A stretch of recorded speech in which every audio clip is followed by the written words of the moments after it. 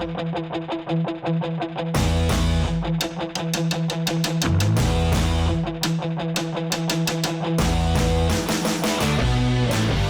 Freo fans, it's a new episode and a new set this week on the pre-season show. My name is Brett from the media team here at Freo, and this week we've got an emerging key defender and all-round funny man, Griffin Logue. Welcome to the show. No worries, Brett. Thanks for having me. Cheers. Now, we're filming this on a Friday afternoon, which means, Griff, you've come straight from the Injured Club, straight into the studio.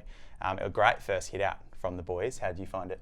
Yeah, it's good. It's definitely a little bit different. It's always good to have your first hit out, and it's one of the stranger ones that I've had. It was kind of ball was ping pong balling around a bit, which sometimes it happens, and a lot of free flowing, and the stars really stood up. Kind of see Fife in Sonny Walters, what they were able to do on the track is pretty impressive, and you've seen it all summer now. To do it in a game is awesome as well. But no, it's still good just to get out there and have a crack. It was organised going out there. Last 3 minutes, we'd put it in as kind of win the game or save the game. So what our structures were going to be like that, and obviously we can't give too much away. But no, it's definitely just kind of good to see how we react as a team and our structures stand up, and it was exciting. Can we talk about Lockie Schultz and his one-handed clunk over his best mate, Brett Bewley, up in the forward line? He got up for some air. That was pretty impressive, wasn't it? That was awesome, especially on one of his good mates. So he won't let him forget about that for sure. But no, it was an impressive mark. I was only a couple of metres behind it, saw it unfolding, and just didn't want to stop it. So. And some of the young lads, Michael Frederick in particular, Hayden Young as well with the elite kicking. How did you see their games today? Yeah, I think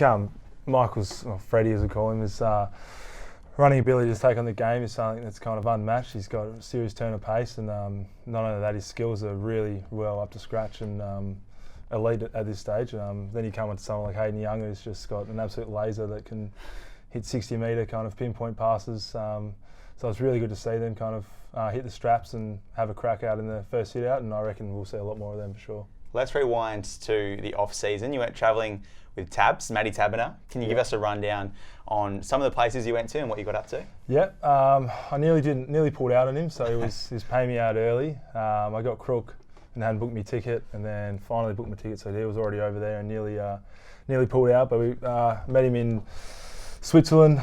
From there, went to Milan and Italy, and a bit through Lake Como, nice part of the world.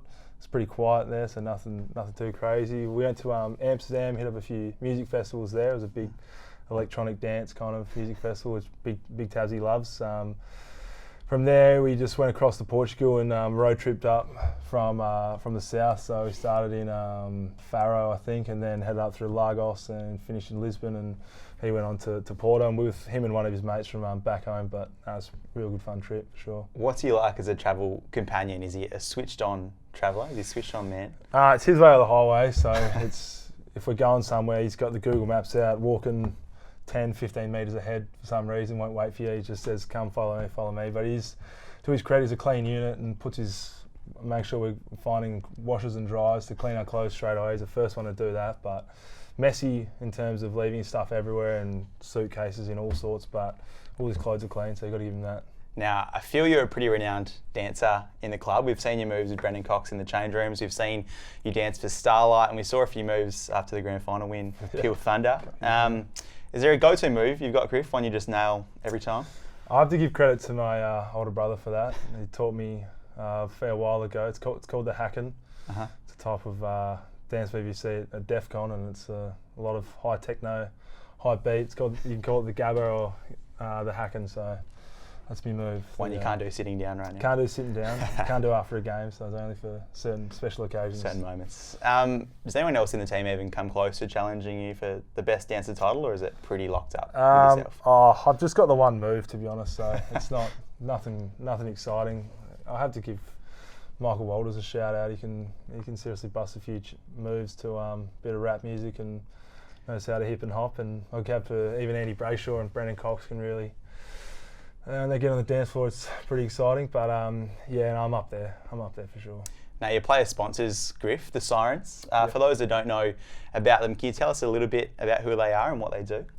Yeah, so it's headed by Diane Meekins, and she's a lovely lady, and they're all a bunch of lovely ladies that just love the club for however long, and I'm lucky enough for them to get behind me, and they're always at every game. They were the first people. They actually bought their own plane to fly across when we were in the grand final, so it's amazing to see what they kind of throw out for support ways. Now, if we rewind back to your draft year, 2017, and more specifically, I'd like to see if you remember this, a training camp down south. You had the control over the aux cord that day. I've been told the playlist you selected that day was pretty random and pretty eclectic. Yep. I'd like to know, firstly, do you remember that car trip? And secondly, who features heavily on your playlist nowadays? Has it changed a little bit? I do remember the playlist. I think it was early days, so it would have been a fair bit of weird stuff. But I like pretty much every genre of music, coming from musicals to theatres to obviously high level kind of electronic dance music. So I love Irish folk music for some reason. Loved it from a while ago, but I can listen to rap music, and listen to dance music, anything. I don't know. I like a lot. I love the Triple J Hottest 100. I like all the songs there. So I listen a lot of Triple J, but very random bunch, isn't it? Oh, seriously random, but whatever gets me up, to be honest. Of course. Let's check in with the Freo fans now. I put up a post on Instagram yesterday asking for questions, and they really started flooding in straight away. First one off the bat, Griff, if you weren't an AFL player, what would you be doing in life, do you reckon? My parents actually bought me a nice espresso coffee machine for my 21st birthday, and I've been making them every day and make the boys some every day. So I think I'm an aspiring barista for sure already, but if I had a bit more time on my hands, I reckon I'd own my own cafe and run that. Andy Brayshaw said the exact same thing when he was here a few weeks ago. Maybe you could go into business together.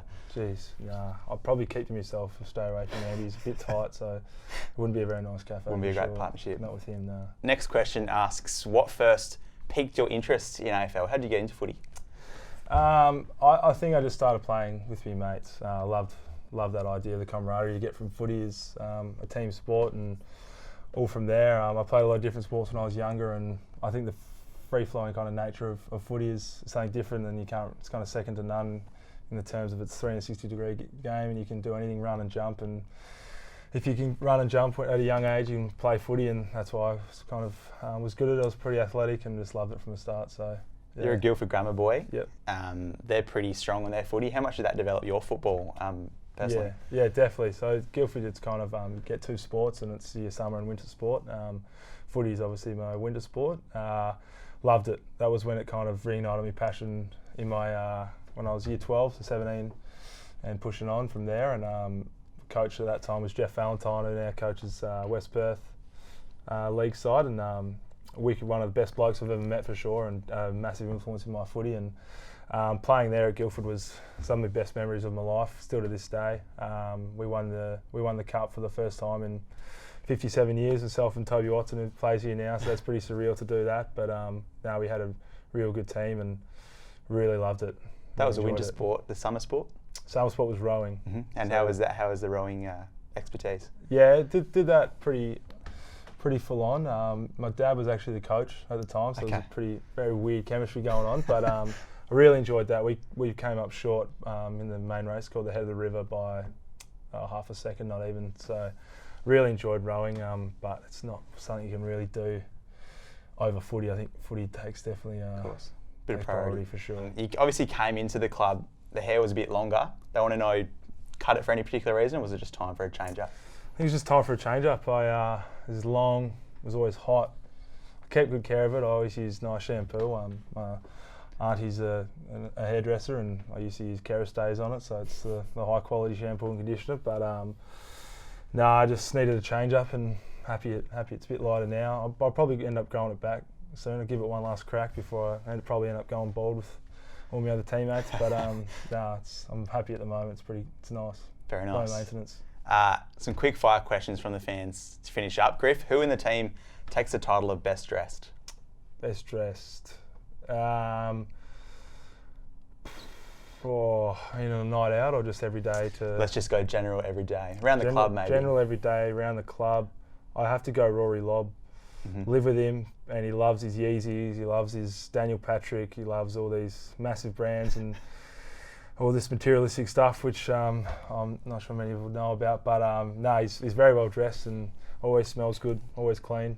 So got to give it to him. Speaking of Lobby, you guys had the 2020 merch photo shoot earlier in the week. Yourself, Yep. Lobby, and Conker. Yep. How'd you find that? There was some interesting get-ups there. Yeah, we didn't know what we were getting ourselves into. We just kind of got a text to head up and get into it, and started normal with hoodies and jumpers and the like, training gear. Then it just started getting weird with fishing gear, robes, and all kinds of stuff. So no, it was still good fun. Always good. Back to these quickfire questions. What's your biggest fear? Bit of weird stairs. Okay. Like scarred for life when I was younger, just walking down big flights of stairs and falling down them. Probably not so much now. I don't have the biggest, but that was the biggest one when I was younger, I reckon. The dining rooms upstairs here at the club and the footy department's down the bottom. They're all right. I just always seem to trip on them. I don't know what it is, but. This fan asks, favourite WWE wrestler. Are you a WWE fan? Yeah, I know him. Probably Umaga. It's an older one. It's a Samoan, so he was good. I have no idea who that is. The best surfer in the team. Stephen Hill. Okay. Have to be Stephen Hill. Good on the footy field and in the surf. As you can imagine, as he's on the footy field, smooth, real nice. Doesn't get out as much as everyone else, but in terms of if you had a surfing comp, he'd win it. Okay. And last one from the fans, dog or cat person? Dog. Okay. Speaking of that, you've moved in with Rory Lobb. Yep. I've been told you're not a fan of his dog. Is that right? His name is Dog Kuz, after Kyle Kuzma. Okay. Claims that he jumped on the bandwagon a long time ago before Kuzma got good. It's irrelevant. He's just a high maintenance kind of dog. Very well trained. Credit to Lobby for keeping him. But there's just dog hair everywhere. You've got to take him for walks. You've got to feed him. It just doesn't fit in around me. So. And Rory as a housemate, what's that like? The pros and cons of living with the big lobster? It's clean. It's nice and roomy. We've got a nice. Living in his sister's house. 4 bedrooms between 2 of us is nice and good like that. No place. I can't really park my car in the driveway because he takes priority. He's got 2 cars, 2 jet skis and a boat, so I don't really have any space in the driveway for myself. But no, it's good. He's a good housemate. Cooks a lot. So do I. Not really, but. And the signature dish from both of you in the kitchen? I have to go. My favourite one that he cooks would just be your standard pasta, but it's like it's with chorizo and chorizo bolognese, and it's really nice and good. Mine is just your stock standard steak and salad, I think. Can't go past it. Can't go wrong. Griffin Logue, thank you for joining me this week on the show, and we're looking forward to your 2020 season. Thank you. Make sure you jump on our website at fremantlefc.com.au for all the inside access. Thanks for watching. See you next time.